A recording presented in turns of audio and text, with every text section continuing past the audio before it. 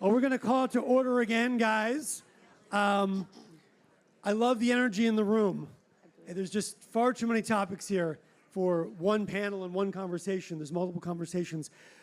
In the interest of drilling down to another condition that, again, I think has been stigmatized, and for one where there is much science, but also a lot of barriers to how it will get to patients, and also cultural understanding, is the issue of obesity. So our next panel is going to explore this topic, Beyond BMI, Precision Obesity Care. The chair of this is Keri Hildick, and she is Chief Strategy Officer at Perspectum. So I will let you take it away. Thank you so much, Jeremy. Can everyone hear me all right? Yep. Excellent. So for decades, BMI has dominated the way that we talk about obesity, but we know that it fails to recognize the complexity of the condition, the patient experience, and how to navigate and optimize treatment. Today, our conversation moves beyond that, towards care that's more precise, more patient-centric, and explores and really opens opportunity to better stratify and understand how to manage this treatment. And, you know, we're in a new era of obesity management, thanks to all of these innovations in this space. To start us off, we're going to begin, as the other panels have, and as all innovations should, by opening up the floor to our patient advocates. If there's anybody from the patient advocacy side who has something they want the room to know or to ask our esteemed panelists, I'll introduce them first, and then I will throw the floor out to you. So joining me on stage, I have Dr. Priya Jaisinghani. Priya is an endocrinologist and obesity medicine specialist at NYU Langone. She's also a clinical assistant professor. Next, we have Sandra. Sandra Elia is the board chair and director of Patient Education and Advocacy at Obesity Matters. Next to Sandra, we have Dr. Jaime Almandoz. Jaime is a professor of endocrinology and medical director at the UT Southwestern's weight management program. And then we have two industry representatives as well, Dr. Rachel Batterham, SVP of International Medical Affairs for Obesity at Eli Lilly, and Dr. Manu Chakravarthy, SVP and Global Head of Cardio, Renal, Metabolic Product Development at Roche. Thank you, panelists. And if there are any patients in the room that would like to say, the floor is yours. Yeah, please, go ahead. In the era of the GLP-1s coming out and them making such a huge impact on the lives of people with obesity, what's being done to make them more affordable for patients who can't be paying the hundreds of dollars a month even after insurance? Meaty topic. Who'd like to dive in? Sandra. I can try to answer that. Obesity Matters is a nonprofit organization that advocates for people living with obesity. So this year in particular, I did a private payer insurer roadshow and trying to really make the case and help insurance companies make the case for employers to provide these necessary meds. Insurance companies do want to provide them, but often it's the employer. And so my hope was to shift the perspective and help employers understand if you want a thriving, prosperous, healthy bottom line, well, guess what? Your employees need to be healthy and prosperous and given the support that they need. And so hopefully with time, and our founder, Priti Chawla, is right now in Quebec at the National Assembly working on the government side. So I don't have any quick answers for you, but we are working towards that because that's what we need. Sandra, I think that's a great perspective. Rachel, do you want to chime in? So I think the other issue is that most people don't recognize obesity as a disease. And that's the fundamental issue. And that's why payers, insurance companies are not wanting to fund obesity medications because they still see this as a lifestyle choice. So I think it's absolutely fundamental that all areas are really pushing about the science of obesity as a disease and why we need to treat obesity, not just for weight, but for health, and really refocus obesity as a health issue, and that these medications are giving people their health and improving their lifespan. So I think that's kind of one of the real pushes that many people are taking to move it forward. Excellent, thank you. Great question. I'm going to start now by unpacking the foundations of our kind of conversation and premise here, talking about BMI. In preparation for this panel, I wanted to start by asking Sandra where BMI fails, but Sandra said there's so much, frustration around this topic. Let's start with something more optimistic. So Sandra, let's start on a positive note. What innovation in obesity care right now excites you the most, and why? Yes, well, I think we have to point to technology. What excites me the most is precision diagnostic tools that are available to us and care models that do not reduce somebody living with obesity to a single number.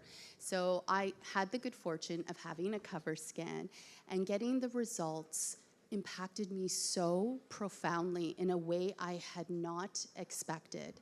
I have been told to lose weight since I was 9 years old.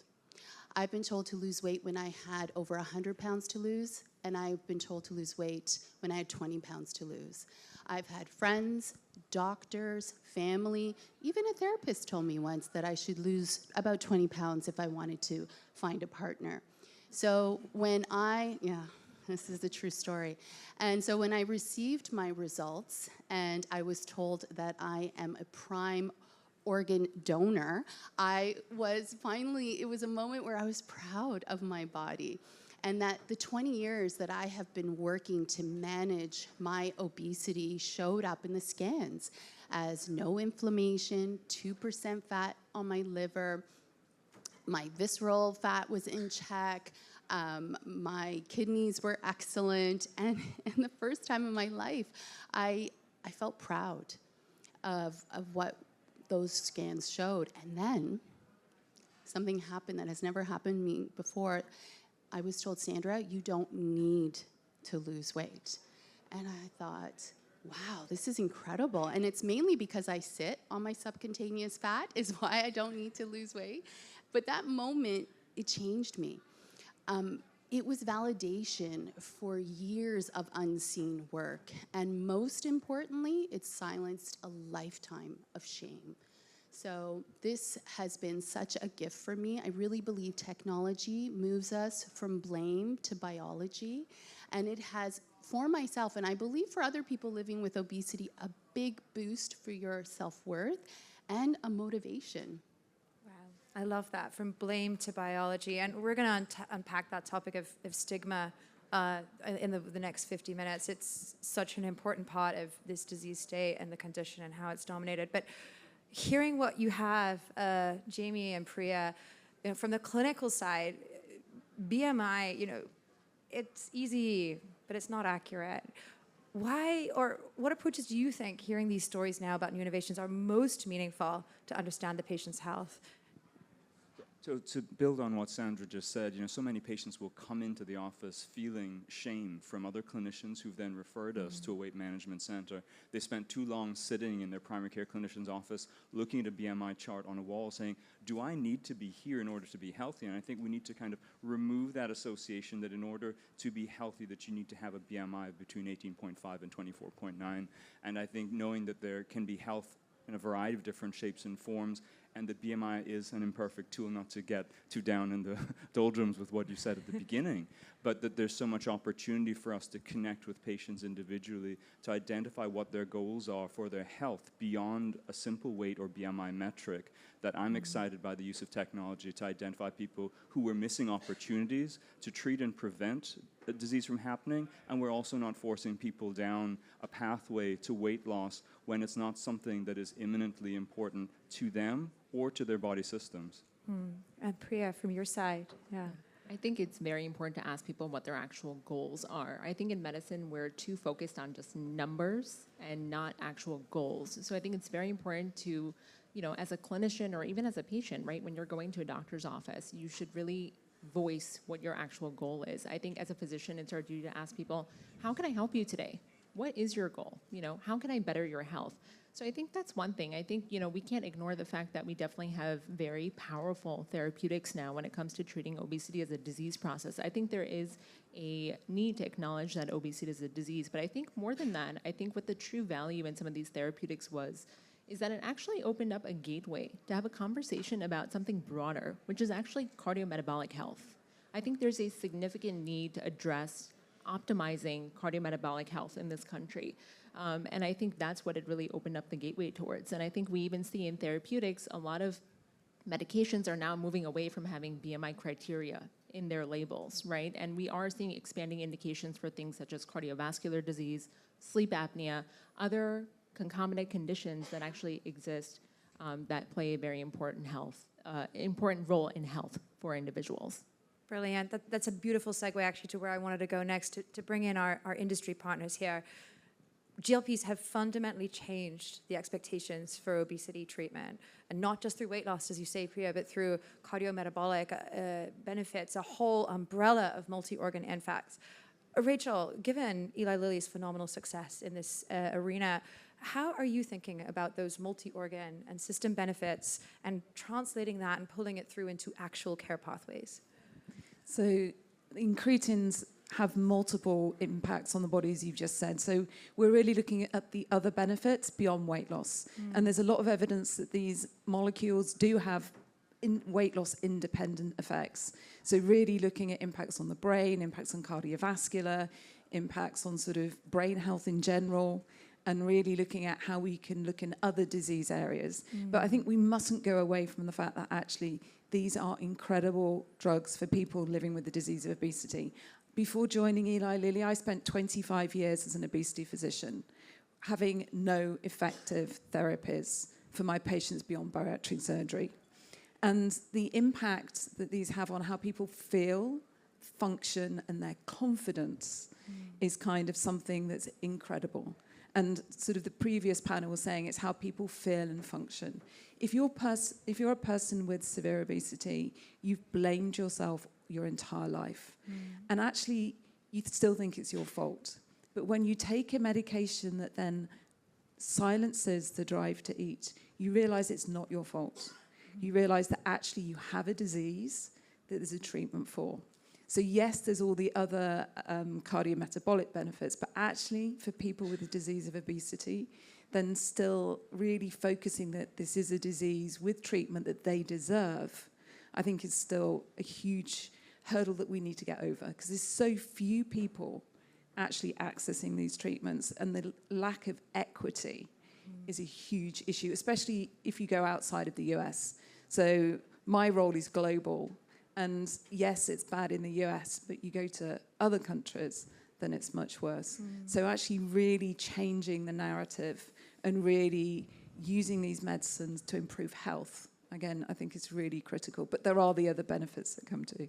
No, perfect. And Manu, from your perspective, hearing Sandra talk about, 2% liver fat, I think we're moving away now, certainly with BMI, to more understanding it's not just how much fat, but where is that fat? What excites you about that? Or, what are your perspectives as you think about product innovation, product development in Roche and in the space in general?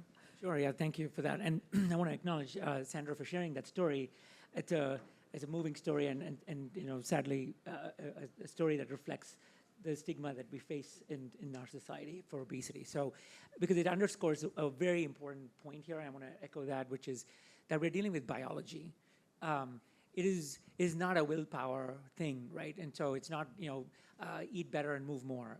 That's a very simplistic and, sort of not doing a really good justice to our patients type of statement.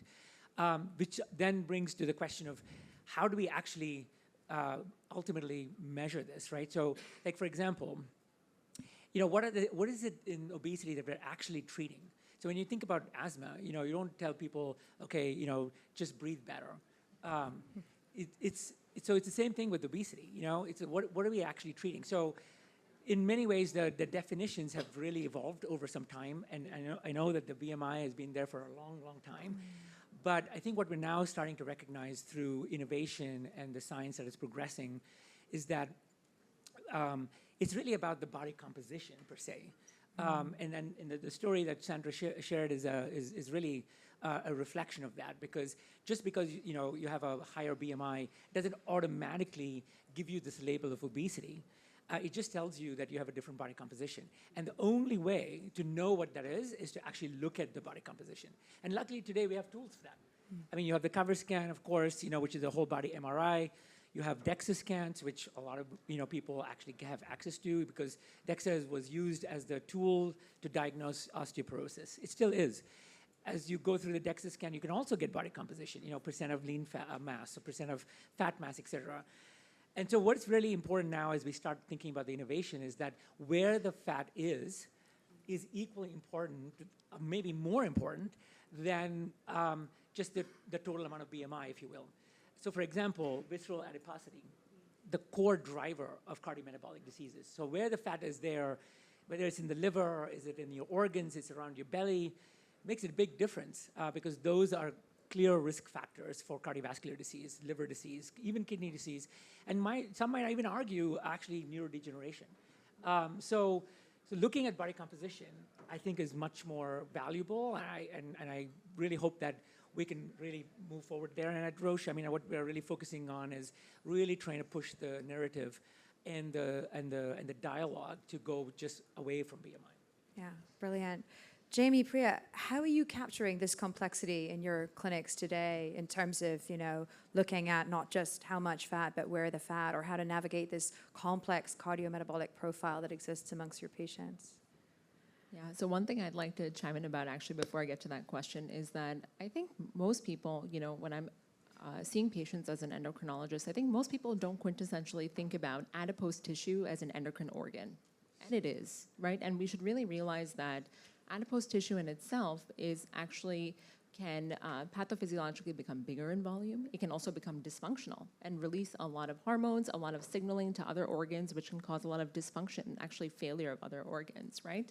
So I think that's something very important to keep in mind when it comes to blame and shame versus biology, right? As far as quantifying the complexity of this, I think we need to remember a couple of different things. We definitely know that there's a big inflammatory component. There's things such as oxidative stress, which play a role. I think then there comes numeric values and how we're gonna actually quantify obesity as a disease process or living with overweight, right? And we know that BMI is an imperfect tool. At NYU, we've integrated other modalities. For example, if we're talking about focusing on other organs, right, we have fiber scans that we've integrated, right? We're also going to talk about other multimodality imaging that we have access to. And we've also incorporated, body compositions as well to look at fat tissue percentage, right? And really protecting lean muscle mass as we're using some of these therapeutics. Awesome. I think there's been such an evolution in the understanding of obesity as a disease and the varying levels of acceptance amongst clinicians with regards to what does this look like in real-world clinical practice. It's so easy to get a BMI, but it's also so easy to be offensive by just having a label and a chart based on a ratio of height to weight.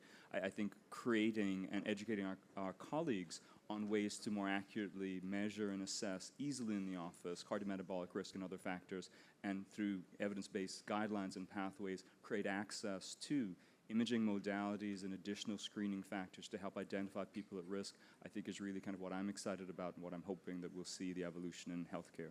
Yeah, great. I think one more thing I'll add is sometimes it doesn't have to be fancy. It could be something as simple as a tape measure, right? So you can take somebody's waist circumference and really look at if they have increased risk of having a higher waist circumference, which is a risk factor for cardiometabolic disease.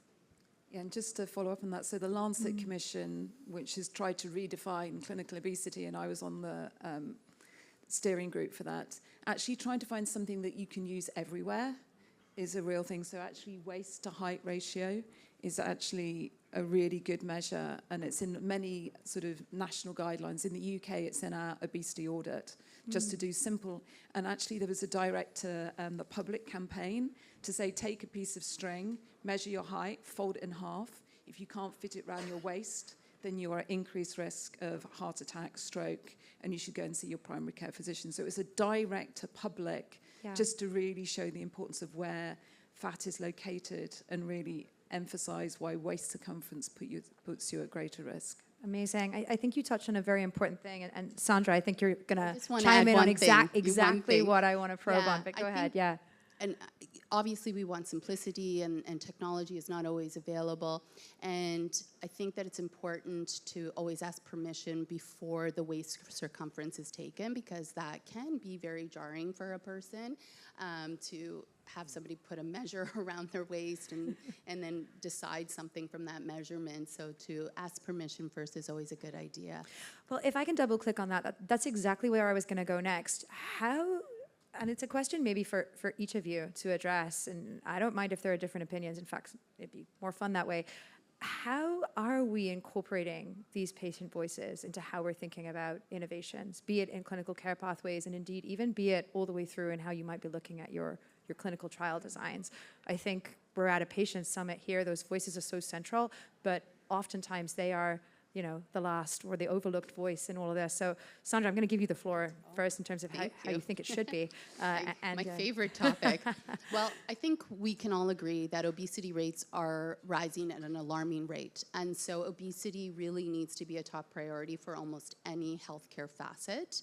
And we know that obesity drives over 200 chronic illnesses. But at the same time, this is an incredibly noisy space to navigate. There are new medications coming forward at a rapid rate. We have emerging technologies, we have changing narratives, and so the patient is left wondering, what can I trust? Which therapy is right for me? And this new organization, are they interested and care about me, or are they interested in market share? So I'm really here to say, if you are an organization and you are patient first and you want to signal trust, then you need to give a seat at the table to someone with lived experience, and not a token position, but rather a position of influence, and introduce a chief patient officer who sits at the table with the executives who are creating the strategies for marketing, communication, medical, and then that is the beacon that people can see in this noisy space, like, oh, they're speaking my language. They get my pain. I'm more than a number to them. Amazing. I think that's a really great approach. Manu, Rachel, how are you thinking about this? And on any side of the long innovation journey, all the way through to getting it into clinic. Yeah. First or second? So we ensure that the actual lived experience, because obviously we have different therapeutic areas, and that the lived experience is right from the beginning in terms of even what are the gaps in care? What are the things that actually people are still needing that we're not addressing?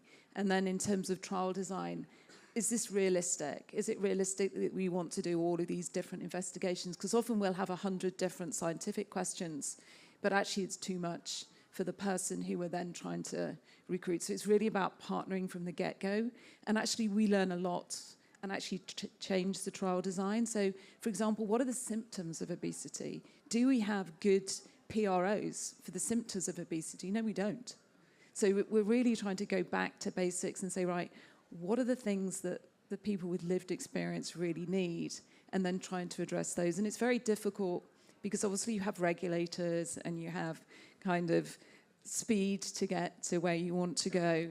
And I think one of the biggest issues with BMI is the regulators, because FDA is still pretty focused on BMI, and their latest sort of draft report that they've got out, they are really still fixated and they're not into body composition. So I think that also takes a huge push from industry, but also from all of the advocacy groups and the professional organizations to really say we're not going to change the needle on BMI unless we persuade the regulators that actually this isn't the right metric, that we need to move to health and go differently. But to come back to the original question, really involving people with lived experience from the get-go is absolutely essential.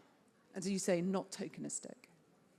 Yeah, I mean, I want to just double click on what you said, Rachel, on the body composition side, because that's one of the core things that we have been advocating on the behalf of patients, with the agencies, health authorities, whether it's FDA or other global health authorities. And sadly, the health authorities are not quite ready as yet. But we will continue to engage them, and we've been engaging as not only from academia, but through industry, through patient advocacy groups, et cetera, to really bring forward to light how important that is. So I think that's an important component.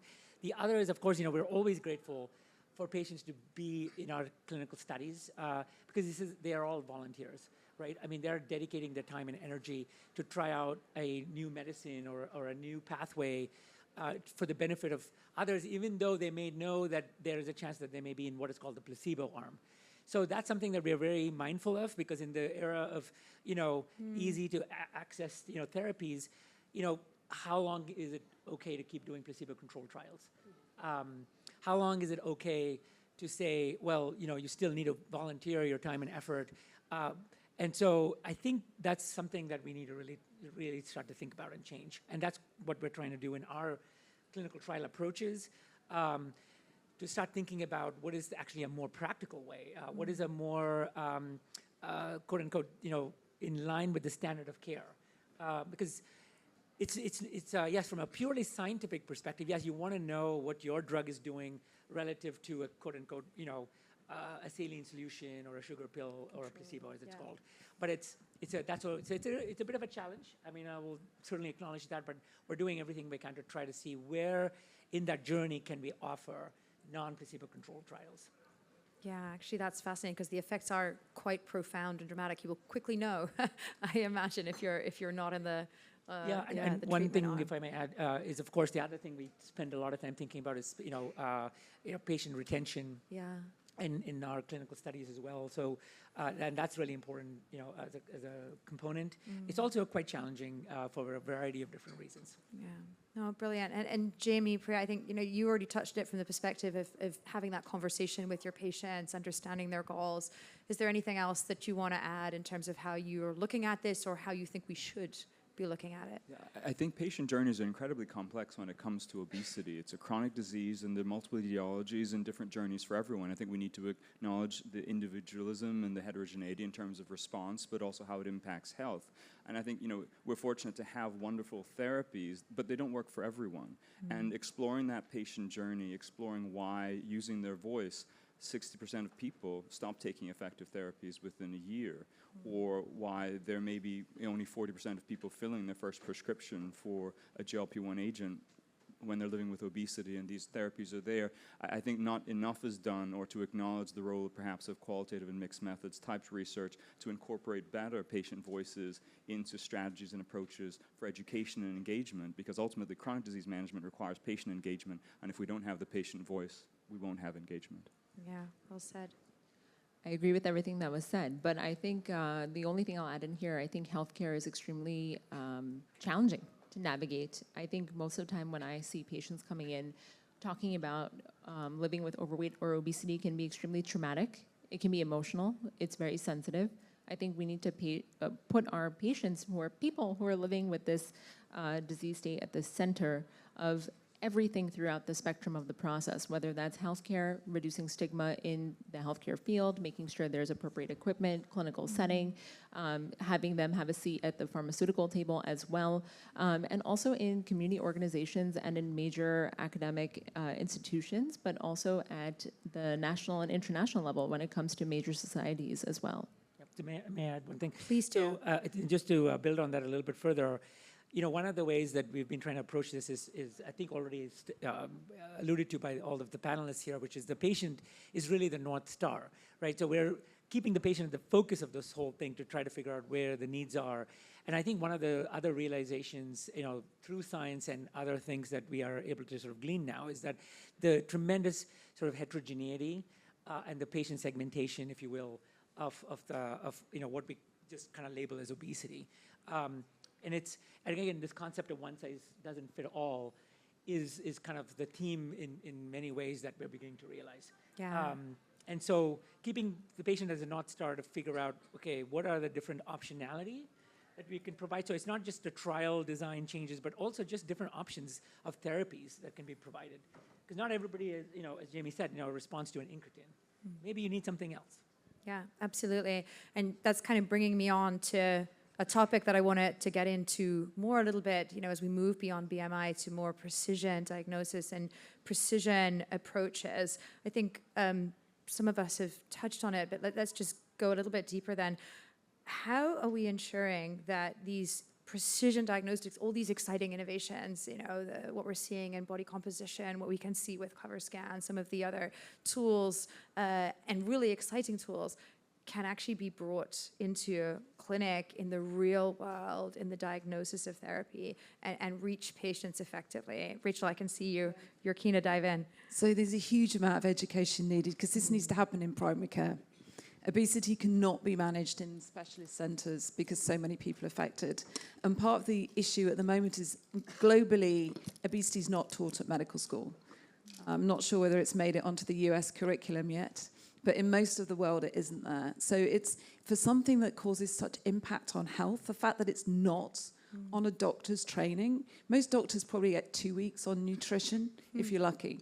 So we need to take a step back and really make sure that every healthcare professional is taught about obesity as a disease, and then really put it into primary care. Because we can have all the most swanky diagnostics, but unless the person who comes in to see their doctor can have a conversation about obesity, because it's the primary care where often they will get told, eat less, move more, there is no treatment. And if you go to your primary care physician and they push you back and they shame you, you will never go to see anybody else ever again. Yeah. So I think actually really getting this to primary care, that this is disease that deserves diagnosis and treatment, then we can have many other things, but they're not going to get anywhere. And you can do simple things in your primary care office. You can do body composition on a set of scales, but again, it has to be done with dignity and compassion. It has to be done somewhere that's not in the middle of the waiting room where the scale shouts out your weight to somebody standing over there. So it's thinking about people first language, obesity as a disease, and making sure you have the right equipment so that the person feels comfortable, that the blood pressure cuff is the right size, that the table they sit on is the right size. Yeah. So we can we need to bring it down to the basics before we can really get too technical. Brilliant. From my perspective. Sandra, I know this is a topic that's hugely important to you, that stigma and that, shame, and how do we start dismantling that? Well, two things. I also want to talk about the technology and having that available. So I get it that it's expensive, but I think we need a huge shift in the precision diagnostic, because at the end of the day, it will save healthcare dollars. So in my own experience, I had an incidental finding in my cover scan. So the left side of my heart beats beautifully. There's no inflammation, no hardening of the arteries. But the right side works twice as hard and beats twice as fast. And I have no symptoms whatsoever of this. And I may not have discovered it until I was in my 70s and 80s experiencing heart failure.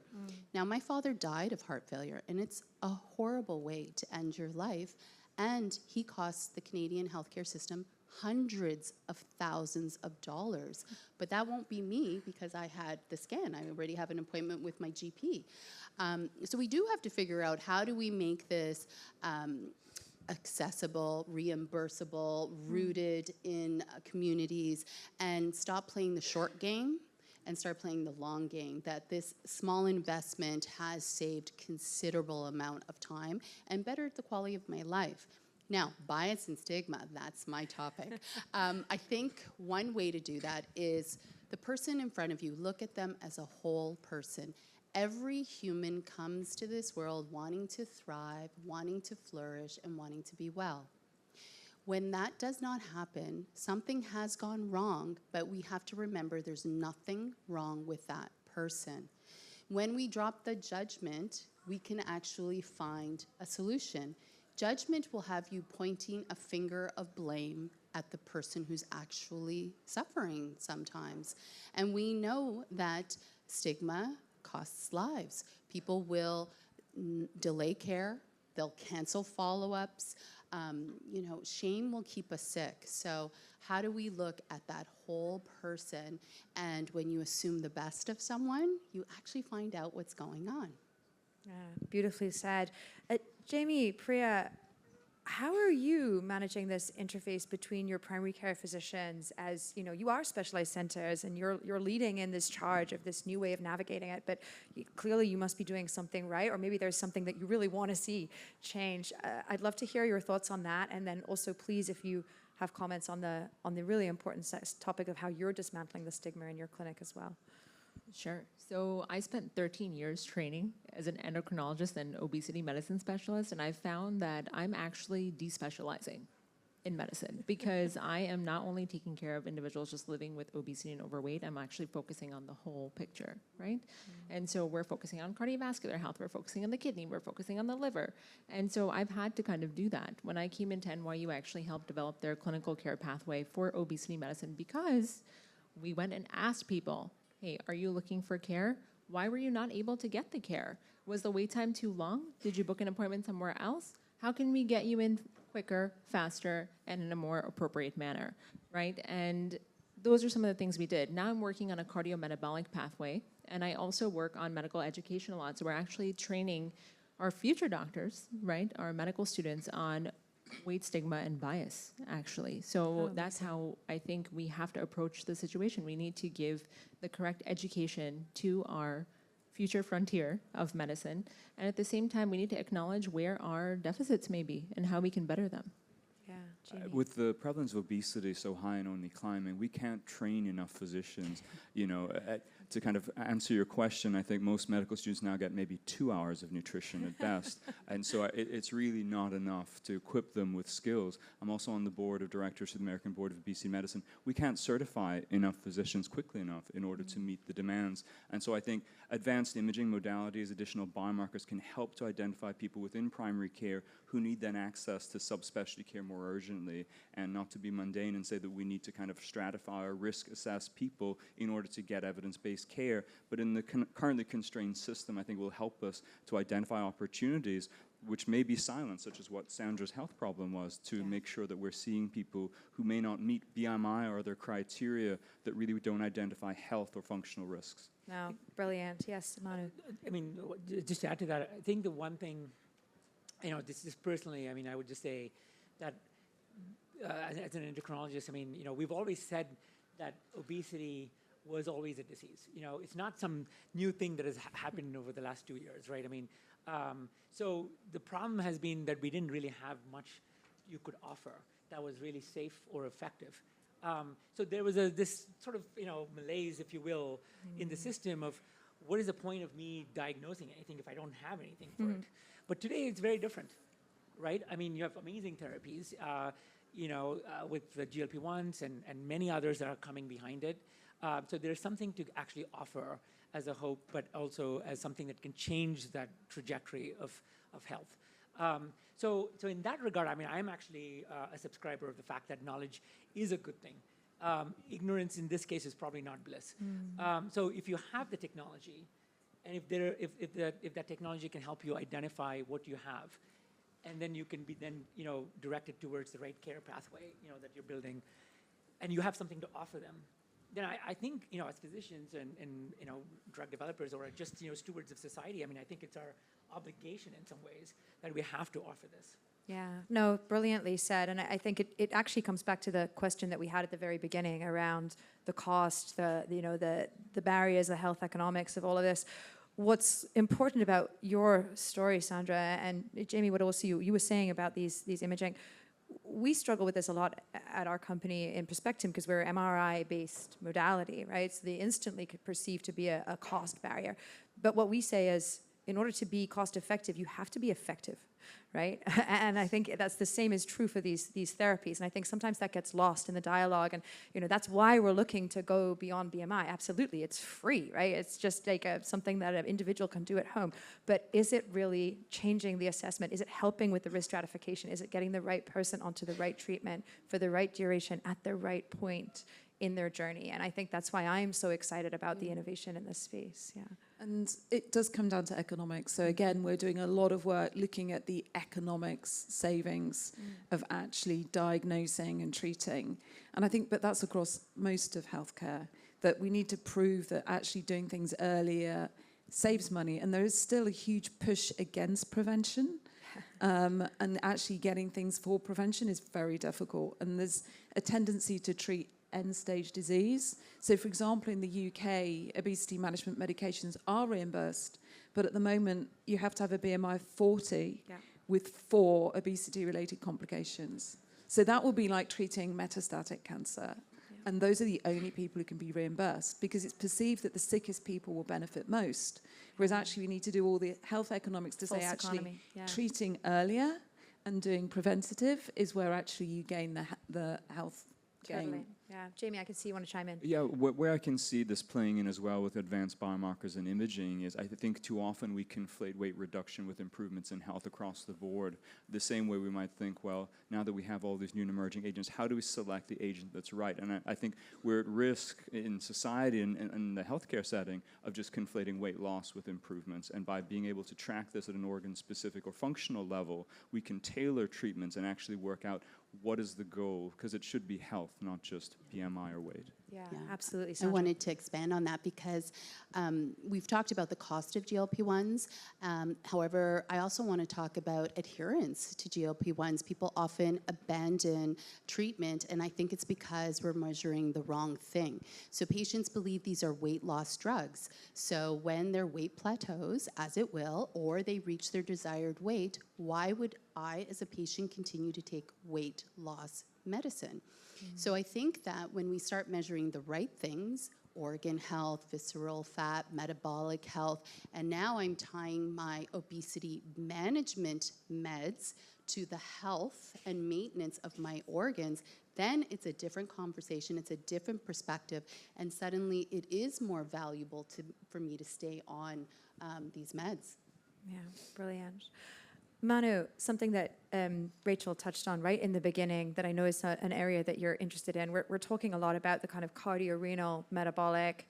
I dare to add more complexity, but I think we should mention it because you did the brain and the neuro component of this and all of it. Yeah, no, I mean, please it's, expand. besides my clinical trial hat, I also, think a lot about the future innovation in obesity care. And one of the, I wouldn't say a forgotten organ, but maybe maybe revisited organ now is the brain.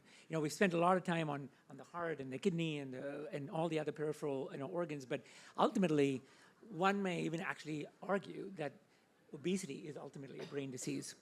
And the reason why I can say that, and I think hopefully, some of you will agree here, is that it's a phenomenon that what Sandra just described. So when you start on any weight loss therapy, whether it's through calorie reduction, exercise regimen, GLP-1 therapies, or whatever the therapies might be, the weight loss happens, and after a certain period of time, there will be a plateau.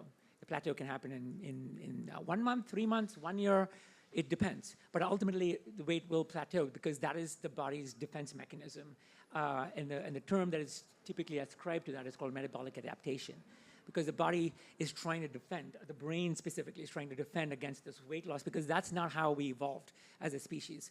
The reason why we're so successful as a species is because in this time of feast and famine, that our hunter-gatherer ancestors, almost 25,000 years ago experienced, is the same pathways that our brains currently still operate in. And so when you're losing weight, the brain is screaming, stop losing weight. So hunger pathways go up, energy expenditure comes down. And so how do we sort of really tap into that? And can we innovate around overcoming metabolic adaptation? I mean, so it's a fundamental question. It's something that's very exciting, to me personally, and to the field at large in neurosciences, which is where the convergence of, cross-therapeutic, expertise and interest really comes in. So it's a really exciting area to really investigate in. Sandra, exciting or terrifying? No, I think it's very exciting. I think it's about time. Yeah. Excellent, thank you. I mean, I think that component of it just adds to, truly how we can see how we are moving beyond the beyond the BMI to a much more holistic way of looking at health. And I'm going to open up to the floor in a few moments, but I just wanted to ask kind of one final reflection. So, success beyond BMI, clinically, culturally, for patients, what does that look like for each of you 5 years from now? Manu. So I would love to be able to say to my patients that truly when we think about the era of precision medicine, we could actually utilize all of these tools that we have, but in a way that is affordable, accessible, and really kind of something that's really simple to use. It's almost as much as a height and a weight, but to try to get to these these technologies in that same way, if we can do that, and then to marry that with the right therapies. So again, big believer of the fact that the right treatment for the right patient at the right time. If we can do that, I think at least in my perspective, that would be progress.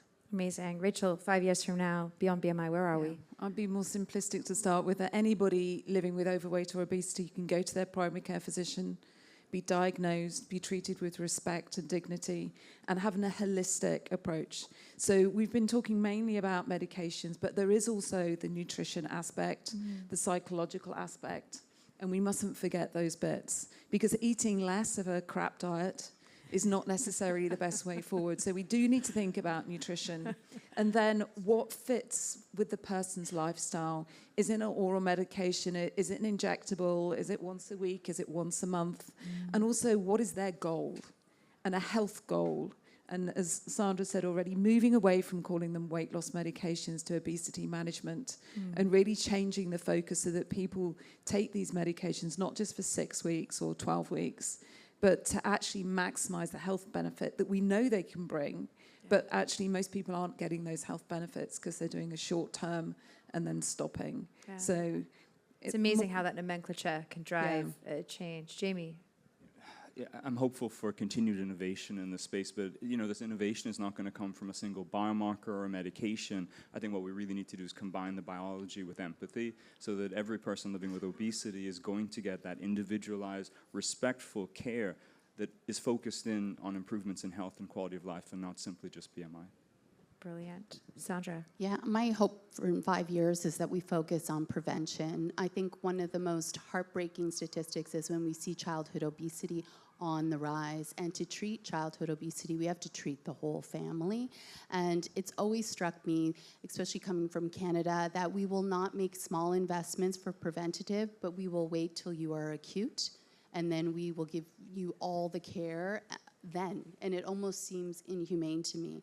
And always keeping at the forefront of our minds, whenever you hear a stat about obesity, understand that there's a real person living with the emotional, the physical, all the challenges that come along with it, and that it is very vulnerable, as you said, to wear your disease on your body when it is societally acceptable to be shamed for that. So just making sure people get care early. Awesome. And Priya, finally, before we open up to the floor. Well, I think we've reached the tip of the iceberg when it comes to metabolic therapeutics. I think right now we're trying to diagnose earlier and optimize treatment and management, but my hope is to really shift that clinical care continuum back to prevention. I want personalized prevention with empathy for my patients. Beautiful. So personalized prevention, away from biology, with simple solutions and better nomenclature in the way we look across a whole patient and their journey. Fantastic. I'm going to open it up to the floor now. I can see, I'm sure there's a lot of folks now keen to dive in. Yes, please.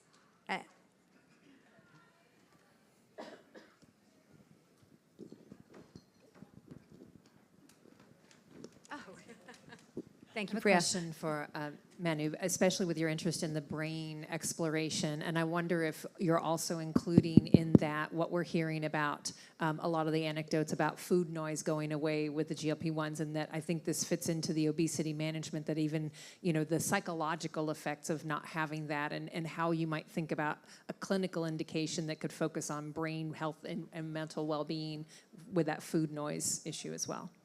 Yeah, thanks for that question. That is one of the main things that we hear from people who are on these therapies, is that they've been consumed with just wanting to think about food all the time. And then suddenly there's this silence, where they don't think about that next meal, or the constant nagging thoughts in their head about, I'm eating something and I'm already feeling guilty about eating it. That's food noise in some ways, right? And so that is what these drugs, do in a really powerful way. And the reason they do that is because they work in the parts of the brain where those centers are that control appetite, that control satiety, and this sort of hedonic pathway, if you will. So yes, I think that is certainly what these agents have already shown to do. We can go beyond to try to leverage that even further. In some ways, maybe synergize it.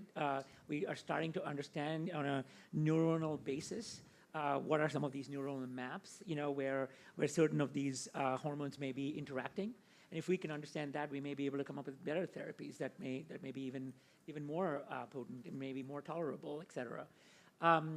Regarding the second part of your question on, I think, the mental health aspect of it. So these are pathways that involve, what I said is the hedonic pathway, right? So that leads to addiction of some kind. So there's been a lot of research now starting to think about, can you go beyond food addiction? So actually people have, used these medicines to try and see if you can decrease, addiction to smoking, alcohol, gambling. So it certainly has a very strong mental health component to it. And in fact, I would go even beyond to say it may even have some impact on neurodegeneration as well. Amazing. Sandra, I want to ask you if there's anything you want to layer onto that. I know this is an area in the field where you have dedicated a lot of time as well, looking at sort of food noise and addiction. Yeah, so, well, just in case you don't know what food noise is, it looks like this. When am I going to eat? Where am I going to eat? How much did I eat? Did I eat too much? Should I skip dinner, but I never skip dinner? Did I have too little? I'll have seconds. I don't know. Maybe I'll go hide. Anybody can relate to that food noise? I see lots of noise. And also, we also have to call out ultra-processed foods. Everywhere in the world that ultra-processed foods are introduced, obesity rates go up. I was at the United Nations forum last month, and they had an Obesity World Forum, and they squarely pointed the finger at ultra-processed foods. There's only 2 places on the planet right now, Sub-Saharan Africa and a place in South Asia, where there aren't raising obesity rates. So yeah, we do need to look at our food, and we need our government to step in and not allow certain chemicals and synthetic foods to come into our population and have it so, we need to subsidize healthy food so that people don't have to turn to more affordable ultra-processed foods. And I think you touched on something important there, which was not covered, but I think, the policy aspects of all of this actually, and, what innovation we should be looking at there as we look beyond BMI.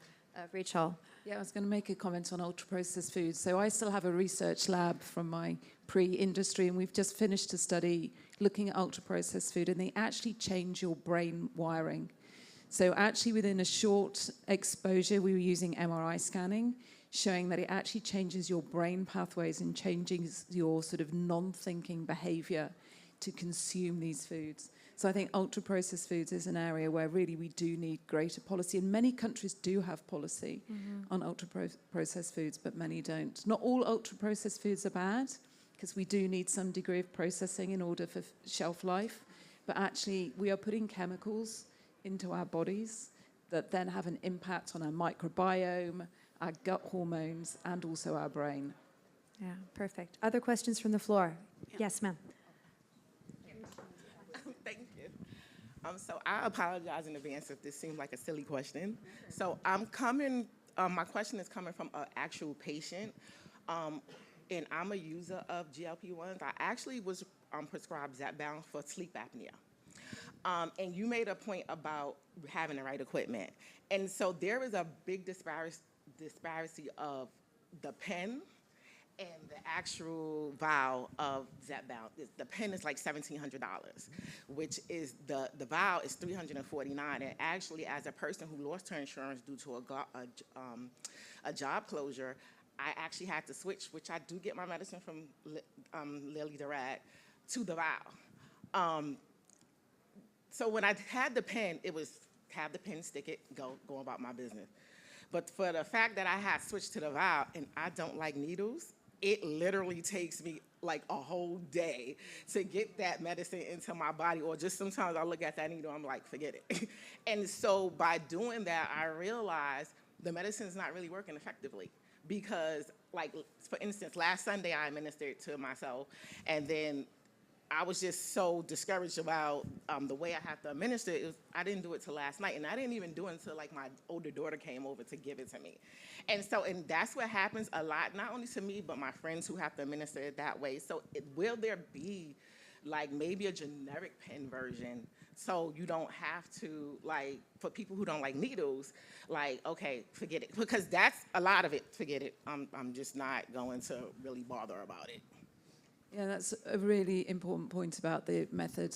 And in many areas of the world, only the syringe and vial is available at all. That's the only method of actually, because of the manufacturing issues, it's obviously much quicker and easier to have a vial and a needle, but the impact on people like yourself is huge.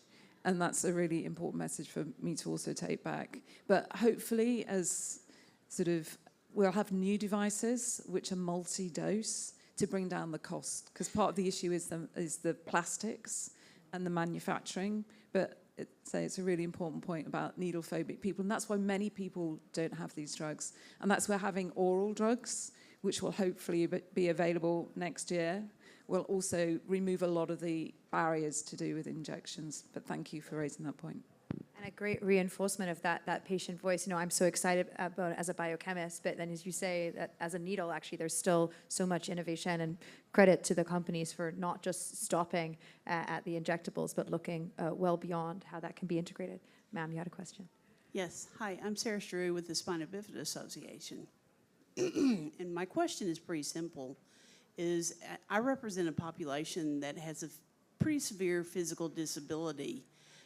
Also, a different kind of brain than most people, a different kind of spine, and as a result of that, different muscle development, vascular development across half of their body typically. And they also experience a lot of bowel and bladder issues. And so I know a lot of the side effects with a lot of the new medications make those much more severe. And in populations like those who have spina bifida and others who have disabilities, how much focus has been given to that population in these kinds of studies? Because quite honestly, this group of people is actually more obese than the average population. I think that's a great question. You know, those sort of sub-specialization. Who wants to chime in first? So we are developing molecules that aren't incretins that hopefully won't have GI side effects. Because the GI side effects are the reason why a lot of people are unable to take these medications, because they're not able to tolerate the side effects. So we are looking at different classes of drugs going into phase 3 studies, which hopefully won't have the impact on diarrhea, constipation, nausea, and will be easier to tolerate. And just, I think both of you, what you're actually alluding to is something that's at the heart of, the way that we are thinking about, bringing the innovation forward, which is optionality. Again, going back to what I said earlier, it's not a one-size-fits-all, right? So injections will work for somebody, but it doesn't work for you. A population that we study may not be the population that's, the right for you. So I think the key that what you're hearing here is that optionality is really important. Personalizing it is important. And to really kind of meet patients wherever they are in their journeys is important as well. If I could also just say, dignity is a big piece of it. Some people that I represent have to go to a postal office to get a weight because the scales aren't large enough. Thank you, ma'am. Yes, over there. Hi, I'll be really quick, I promise. I'm Ashley, I'm a patient advocate, and a lot of the questions that I was gonna ask have been answered, so I'm gonna turn it back to the doctors and specialists. As a patient advocate, I'm in a lot of different rooms with patients, also with doctors. I go to conferences and expos and summits. And my question is, how do you guys handle obesity within the medical community? As somebody who goes to the doctor, I see sometimes nurses can be overweight. I even see on conferences, I don't necessarily see too many overweight doctors or obese doctors, but they exist. And I also sometimes hear people say, I would never go to a doctor that's overweight. That's like a oxymoron or something, just harsh words. So how do you handle that within your medical community? How do you talk about getting on specific medication, or do you mention anything? Obviously, it's a very stressful industry. People gain weight, doctors gain weight, CEOs gain weight. So just curious how you guys manage that, and do you see discrimination within the medical community, within doctors, nurses, researchers, anything? Yeah, great question. Priya, Jaime, why don't you chime in from your clinical experience? I think physicians and clinical care providers are people just like anyone else, right? We face stigma within our own industry. We face it from outside, and it's tough sometimes, right? So I think we just need to be kinder to each other. I think that's the main point, to be kinder to each other.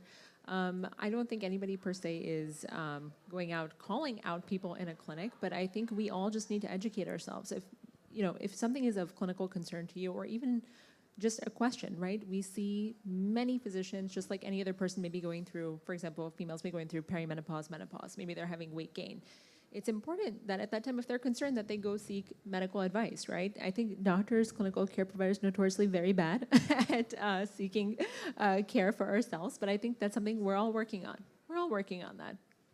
I just want to thank you for your question, because you're tacitly acknowledging that clinicians are human too. And I think as part of our training, we are often sleep deprived. We're working through lunch or have meetings, so we are going to the ultra-processed food in the vending machine or trying to just survive and skip meals and are sleep deprived because everything waits until after clinic, never mind our family and personal lives. And so health behaviors that support healthy weight and health are really, for many of us, not part of our lives for many decades until we retire, if we ever do. And I think that can be very challenging when we may be held to a different standard, or there may be a different kind of discrimination. Patients will have many assumptions about my dietary patterns or my exercise that they'll openly say when they first meet me. And I think it's important for us to have open dialogues with everyone who we meet with regards to being human. And I think the challenge is, to get to your question about discrimination, many clinicians will come and see me for weight management because they feel discriminated against, particularly if they work in a cardiometabolic space, that they may not be in the body, that they feel comfortable giving advice about that. And I wish that weren't the case, but this is the society we live in. And I think having dialogues that we are all human, especially clinicians too. Thank you. Amazing. I know that there are lots of hands still up and folks catching my eyes, but I've been told I have to respect the clock. And I'm afraid the clock has come to zero. So our panelists are all people. I think they probably need lunch. I'm getting in the way of your lunch. And they will be around, so please feel free to approach them. I don't know if I'm okay to offer that, but I have. And thank everybody for your contributions. Sandra in particular, your voice and your experience, such a powerful way to kick off today. And for those of you also who are chiming in and sharing, I think we've heard that, obesity management is about the whole person, not just their weight. I think that's clear now. We're integrating and moving from beyond blame towards biology, lived experience, and most importantly, compassion in every aspect of care. So thank you very much, and enjoy the rest of the day. So we're going to try to move the day along a little fast. There's a box lunch outside. Grab it. Come on back. We're going to actually start the keynote at 12:20. So it doesn't leave much time, but we're going to make it up as we go.